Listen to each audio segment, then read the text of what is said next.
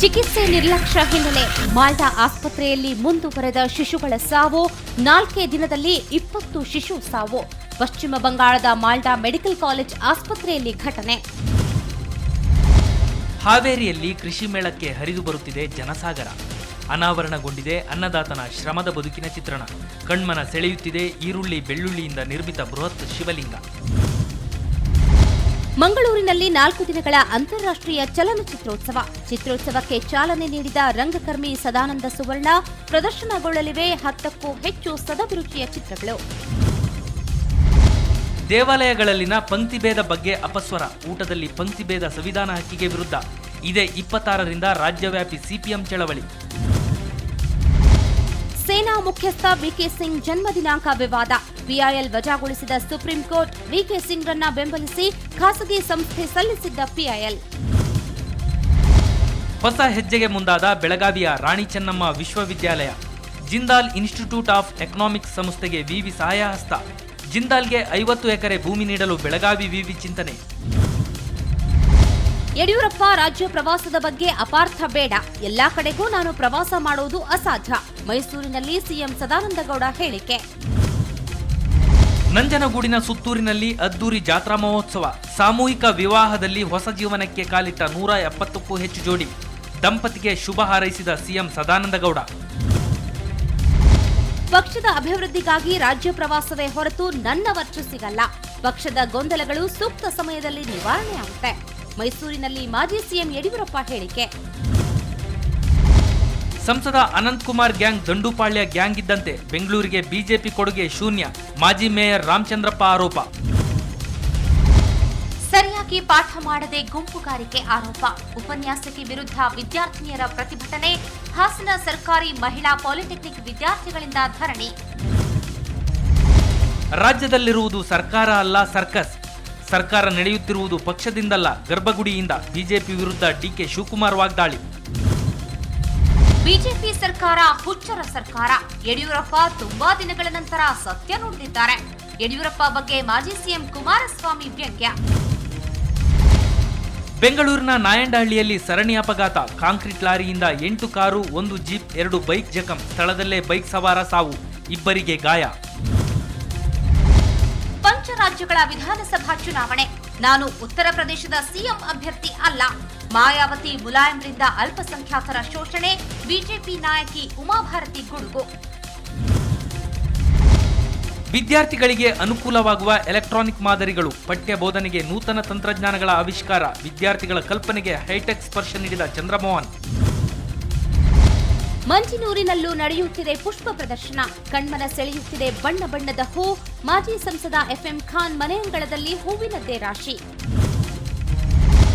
ವೋಡಾಫೋನ್ಗೆ ಭಾರೀ relief. Vodafone ಪರ ತೀರ್ಪು ನೀಡಿದ ಸುಪ್ರೀಂ ಕೋರ್ಟ್. 5% ಬಡ್ಡಿಯೊಂದಿಗೆ 2,500 ಕೋಟಿ ರೂಪಾಯಿ ಮರಳಿಸುವಂತೆ ಆದಾಯ ತೆರಿಗೆ ಇಲಾಖೆಗೆ ಸೂಚನೆ.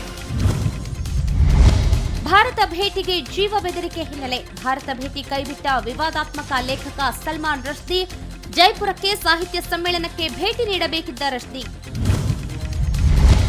ಬೆಂಗಳೂರಿನ ಕಮ್ಮಗೊಂಡನಹಳ್ಳಿಯಲ್ಲಿ ನವಜಾತ ಶಿಶು ಪತ್ತೆ. ಸ್ವಯಂ ಸೇವಾ ಸಂಸ್ಥೆಯಿಂದ ಮಗುವಿನ ರಕ್ಷಣೆ. ಗಂಡು ಮಗು ಪಡೆಯಲು ಸ್ಥಳೀಯರ ಪೈಪೋಟಿ.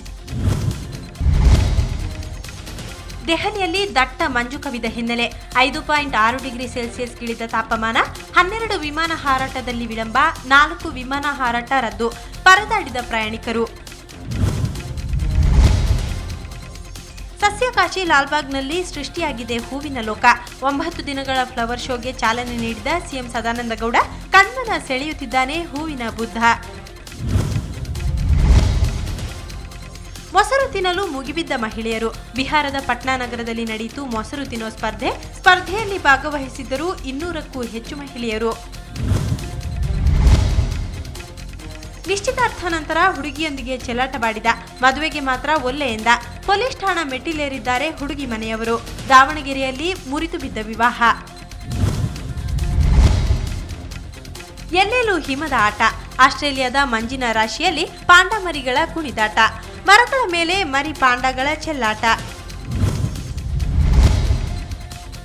ಇಟಲಿಯ ಟಸ್ಕಾನ್ ದ್ವೀಪದ ಗಿಗ್ಲೋ ತೀರದಲ್ಲಿ ಹಡಗು ದುರಂತ. ಹಡಗಿನಲ್ಲಿ ಮುಂದುವರಿದ ಶೋಧ ಕಾರ್ಯ. ಟಾರ್ಚ್ ಬೆಳಕಿನ ಸಹಾಯದಿಂದ ಹಡಗಿನ ಒಳಗೆ ಶವಗಳಿಗಾಗಿ ಹುಡುಕಾಟ.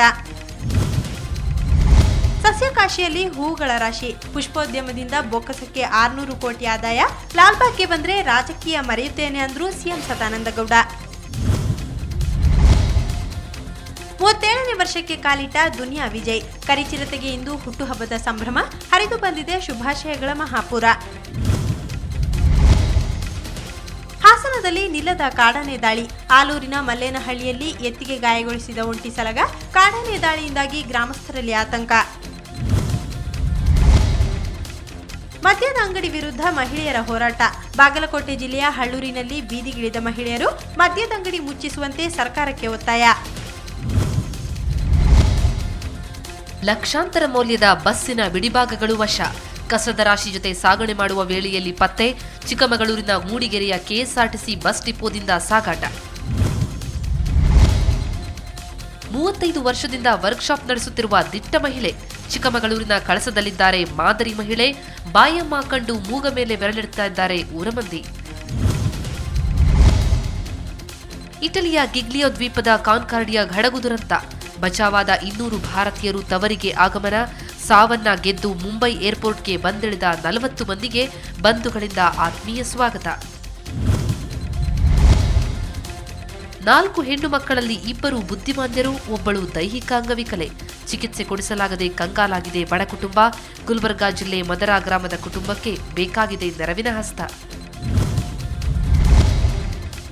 ದುನಿಯಾ ವಿಜಯ್ಗೆ ಜನ್ಮದಿನದ ಸಂಭ್ರಮ. ಬಡ ಯುವಕರಿಗೆ 4 ಆಟೋ ವಿತರಿಸಿ ಹುಟ್ಟುಹಬ್ಬ ಆಚರಿಸಿದ ವಿಜಯ್.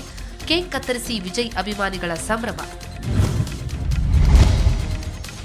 ಸದ್ಭಾವನಾ ಯಾತ್ರೆ ಅಂಗವಾಗಿ ಮೋದಿ ಉಪವಾಸ. ಗೋಧ್ರಾದಲ್ಲಿ ಸಿಎಂ ನರೇಂದ್ರ ಮೋದಿ ಸದ್ಭಾವನಾ ಉಪವಾಸ. ಮೋದಿ ಉಪವಾಸಕ್ಕೆ ಹಲವು ಬಿಜೆಪಿ ನಾಯಕರ ಸಾಥ್. ಬನ್ನೇರುಘಟ್ಟ ಸಫಾರಿಯಲ್ಲಿ ಹುಲಿ ಸಾವು. ಅನಾರೋಗ್ಯದಿಂದ ಕೊನೆಯುಸಿರೆಳೆದ 15 ವರ್ಷದ ಗಂಗೆ. ಮೂತ್ರಪಿಂಡದ ವೈಫಲ್ಯದಿಂದ ಬಳಲುತ್ತಿದ್ದ ಗಂಗೆ. ಬಿಜಾಪುರದ ಸಿದ್ದೇಶ್ವರನ ಅದ್ಧೂರಿ ಜಾತ್ರೆ. 1 ವಾರಗಳ ಕಾಲ ನಡೆಯಲಿದೆ ವಿವಿಧ ಧಾರ್ಮಿಕ ವಿಧಿವಿಧಾನ. ಜಾತ್ರೆ ಅಂಗವಾಗಿ ನಡೆಯಿತು ರಸಮಂಜರಿ ಕಾರ್ಯಕ್ರಮ. ಯಡಿಯೂರಪ್ಪರನ್ನ ಮುಖ್ಯಮಂತ್ರಿ ಮಾಡುವ ವಿಚಾರ. ಸಿಎಂ ಮಾಡೋದು ಹೈಕಮಾಂಡ್ಗೆ ಬಿಟ್ಟಿದ್ದು. ಶಿವಮೊಗ್ಗದಲ್ಲಿ ಸಂಸದ ರಾಘವೇಂದ್ರ ಹೇಳಿಕೆ. ಕೇಂದ್ರದಿಂದ ನಿರಂತರ ಮಲತಾಯಿ ಧೋರಣೆ. ಕೇಂದ್ರ ವಿದ್ಯುತ್ ಸ್ಥಾವರದಿಂದ ವಿದ್ಯುತ್ ಹಂಚಿಕೆಯಾಗ್ತಿಲ್ಲ. ಕೇಂದ್ರದ ವಿರುದ್ಧ ರಾಜಕೀಯ ಹೋರಾಟ ಅನಿವಾರ್ಯ. ಸಚಿವೆ ಶೋಭಾ ಕರಂದ್ಲಾಜೆ ಹೇಳಿಕೆ. ಸಿಇಒಗೆ 1 ಕಾನೂನು, ಸಿಬ್ಬಂದಿಗೊಂದು ಕಾನೂನು. ಚಿತ್ರದುರ್ಗ ಜಿಲ್ಲಾ ಪಂಚಾಯಿತಿ ಮುಖ್ಯ ಕಾರ್ಯನಿರ್ವಹಣಾಧಿಕಾರಿಗೆ ಪಿಎ ಆಗಿ ಕಾರ್ಯನಿರ್ವಹಿಸುತ್ತಿರುವ ಶಿಕ್ಷಕ. ಡಿಡಿಪಿಐ ಪತ್ರಕ್ಕೂ ಸಿಕ್ಕಿಲ್ಲ ಮಾನ್ಯತೆ. ಬಿಡಿಎ ಫೆರಿಫೆರಲ್ ರಿಂಗ್ ರಸ್ತೆ ವಿವಾದ. ತಮ್ಮ ಭೂಮಿಗೆ ಸಮರ್ಪಕ ಬೆಲೆ ನೀಡುವಂತೆ ಆಗ್ರಹ. ಬಿಡಿಎ ಎದುರು ರೈತರ ಅನಿರ್ದಿಷ್ಟಾವಧಿ ಧರಣಿ. ಅಕ್ರಮ ಗಣಿಗಾರಿಕೆಗೆ ಲೈಸೆನ್ಸ್ ನೀಡಿದ ಆರೋಪ. ಎಸ್ಎಂ ಕೃಷ್ಣ, ಎಚ್ಡಿ ಕುಮಾರಸ್ವಾಮಿ ವಿರುದ್ಧ ತನಿಖೆಗೆ ಗ್ರೀನ್ ಸಿಗ್ನಲ್. ಲೋಕಾಯುಕ್ತ ತನಿಖೆಗೆ ಹೈಕೋರ್ಟ್ ಹಸಿರು ನಿಶಾನೆ. ಕಬ್ಬಿನ ಗದ್ದೆಗೆ ಆಕಸ್ಮಿಕ ಬೆಂಕಿ. ಕೈಗೆ ಬಂದ ತುತ್ತು ಬಾಯಿಗೆ ಬರಲಿಲ್ಲ. ರಾಯಚೂರಿನ ಸಗಮಕುಂಟ ಗ್ರಾಮದಲ್ಲಿ ಬೆಂಕಿಗೆ ಕಬ್ಬಿನ ಗದ್ದೆ ಭಸ್ಮ. ಲಕ್ಷಾಂತರ ರೂಪಾಯಿ ನಷ್ಟ. ಕೃಷಿ ಜಮೀನು, ಆಶ್ರಯ ಮನೆ ವಿತರಣೆಗೆ ಆಗ್ರಹ. ಕೊಪ್ಪಳದಲ್ಲಿ ಬುಡಕಟ್ಟು ಜನಾಂಗದ ವಿನೂತನ ಪ್ರತಿಭಟನೆ. ನಗರದ ಗಂಜ್ ವೃತ್ತದಿಂದ ಜಿಲ್ಲಾಧಿಕಾರಿಗಳ ಕಚೇರಿವರೆಗೆ ದೀರ್ಘದಂಡ ನಮಸ್ಕಾರ. ಜೈಲು ಹಕ್ಕಿಗಳಿಗೆ ಹಬ್ಬದ ಸಡಗರ. ಕೈದಿಗಳಿಗೆ ಎಳ್ಳು ಬೆಲ್ಲ ಹಂಚಿ ಸಂಕ್ರಾಂತಿ ಆಚರಣೆ. ಕೈದಿಗಳ ಬದುಕಲ್ಲಿ ಬದಲಾವಣೆಗೆ ಸಂಘ ಸಂಸ್ಥೆಗಳ ಹಾರೈಕೆ. ಧರ್ಮಶಾಲಾದಲ್ಲಿ ಏಕದಿನ ಪಂದ್ಯ ನಡೆಸಲು ಐಸಿಸಿ ಗ್ರೀನ್ ಸಿಗ್ನಲ್. ಮೈದಾನ ನಿರ್ಮಾಣವಾಗಿ 9 ವರ್ಷಗಳ ನಂತರ ಅಂತಾರಾಷ್ಟ್ರೀಯ ಮಾನ್ಯತೆ.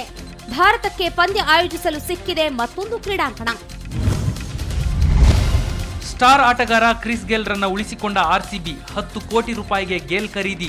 ಸ್ಫೋಟಕ ಬ್ಯಾಟ್ಸ್ಮನ್ ಉಳಿಸಿಕೊಂಡ ಸಂತಸದಲ್ಲಿ ಬೆಂಗಳೂರು ತಂಡ.